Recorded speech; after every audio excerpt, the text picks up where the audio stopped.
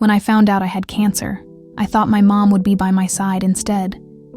She packed her bags and left for vacation. I spent those nights alone, terrified.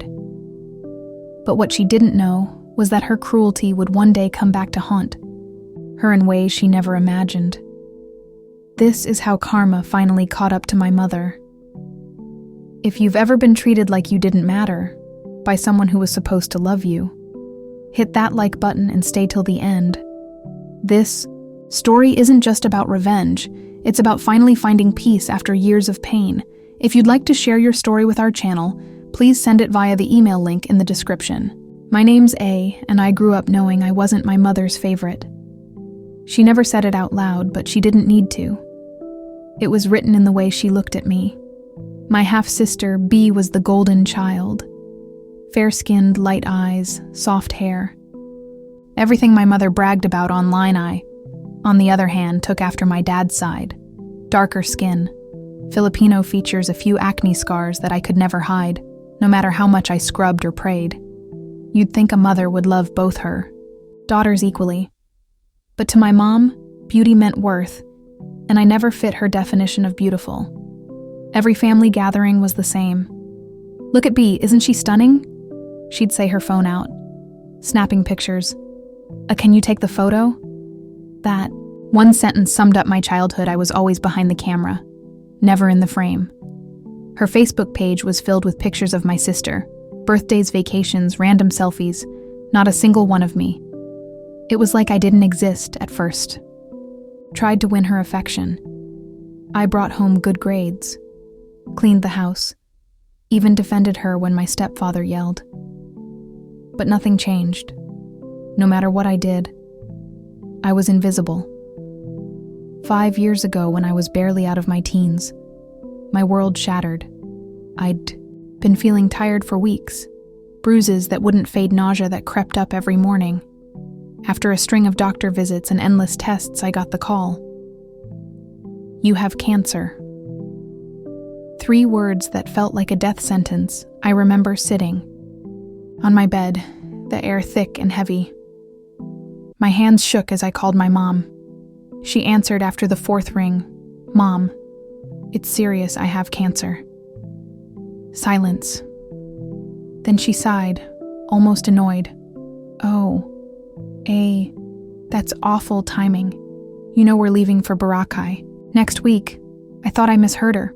You're still going?" "Well, we already booked everything. You'll be fine, right? We'll check on you when we're back." They left 2 days later, while I sat alone in hospital. Waiting rooms, terrified.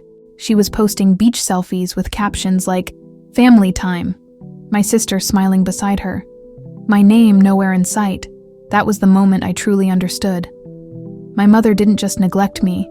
She discarded me. The first round of chemo hit me harder than I imagined. There were nights I woke up shaking, drenched in sweat, my hair clumping in my hands. No one was there. Not a single call, not a message from my mom.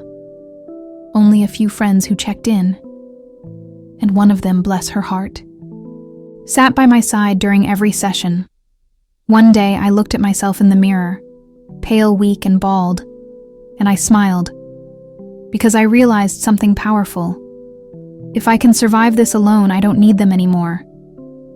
That was the day the old me, the desperate approval-seeking daughter, died. Over the next 2 years, I rebuilt myself piece by piece.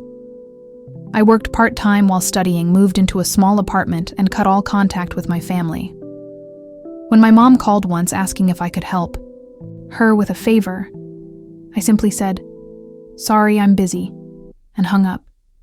The silence that followed felt like freedom. Then came the biggest turning point. I met Ethan. He wasn't flashy or loud. He saw me, really saw me. Scars, struggles, and all. He told me I was beautiful. Not despite my story, but because of it. For the first time, I believed it. 2 years later, he proposed.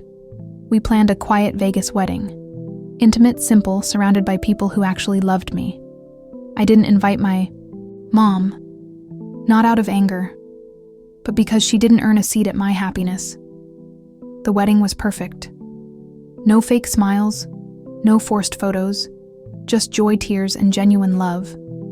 But karma has a way of sending its invitations, even when you don't. 3 days. After the wedding, my mom called. Her voice was trembling, but not from guilt, from rage. How could you get married without telling me?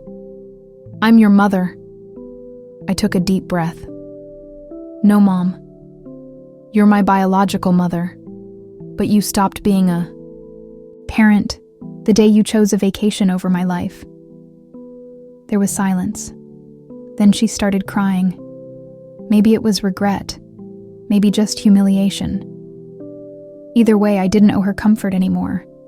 I didn't want to embarrass you, I said softly. You never wanted to be in pictures with me, remember? I figured you wouldn't want to be in this one either. She hung up. That was the last time we spoke. A few months later, word got around that she'd been showing up at family events talking about me, pretending like she'd been the proud mother of a strong, cancer-surviving daughter.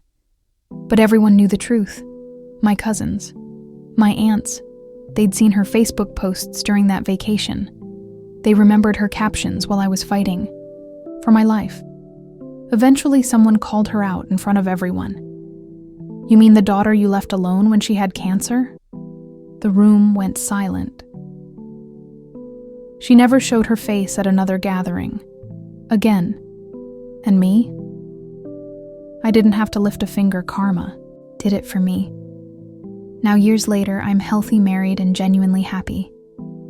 Sometimes I still think about that lonely hospital room, the beeping machines, the cold IV line, the emptiness. But then I remember what grew out of that pain. Strength, my revenge. Wasn't loud or dramatic. It was quiet. It was living a life she could never be part of. Revenge wasn't about hurting her. It was about healing me. Karma doesn't always come fast, but it never forgets. Sometimes the best revenge is letting people live with the weight of their own actions.